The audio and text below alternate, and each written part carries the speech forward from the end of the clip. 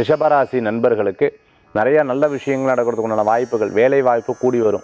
வேலையில் நிறைய பிரச்சனைகள்லாம் அனுபவிச்சுட்டு இருப்பீங்க சார். டைமெல்லாம் நல்லா இருக்குன்னு சொல்கிறாங்க, ஆனால் கூட இருக்கிறவங்களோட தொல்லை தாங்க முடியலையே சார். ஏன்னா எப்படி பார்த்தாலும் முன்னாடி ஒன்று பேசுகிறா, பின்னாடி ஒன்று பேசுகிறா. சில டைம் பார்த்துட்டுலாம் நம்ம கண்ணு முன்னாடியே பேசின்னு இருக்கா சார். ரொம்ப மனசு கஷ்டமாக இருக்குது. யாரை நம்புறது, யாரை நம்பக்கூடாது. இப்போ வெளியில் தான் அப்படின்னு சொன்னால் வீட்டுக்குள்ளே இப்படி இருந்தால் நான் என்ன தான் பண்ணுறது சொல்லுங்கள் பார்க்கலாம். இப்படின்னு பல வருத்தங்கள் அப்பப்போ இருந்துட்டு இருக்கும்.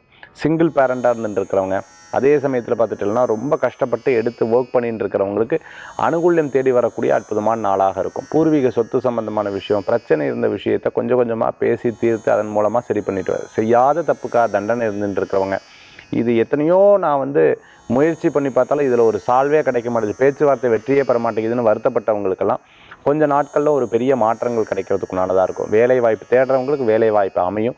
இருக்கிற வேலையை கவனமாக பார்த்துக்கணும். யார்ட்டையும் பேசுறது பழகிறதுல கவனம் என்பது தேவை. இன்றைய தினத்தில் ரிஷபராசி நண்பர்கள் டைப்பிஸ்டாக இருந்துட்டு, கம்ப்யூட்டர் சம்பந்தமான துறைகளில் வேலை பண்ணிட்டு இருக்க, கன்ஸ்ட்ரக்ஷன் சம்பந்தமான துறைகள், ரோடு கான்ட்ராக்டர்ஸாக இருந்துட்டு இருக்கவங்க, ரயில்வே துறையில் இருந்திருக்க, எலக்ட்ரிக்கல் சம்பந்தமான துறைகளில் இருந்துட்டு இருக்கிறவங்களுக்கு அனுகூல்யம். இன்றைய தினத்தில் வழிபடக்கூடிய தெய்வம் பார்த்துட்டேன்னா ஐயப்ப சுவாமி வழிபாடு ரிஷபராசி அன்பர்களுக்கு உண்டான அற்புத வழிபாடு.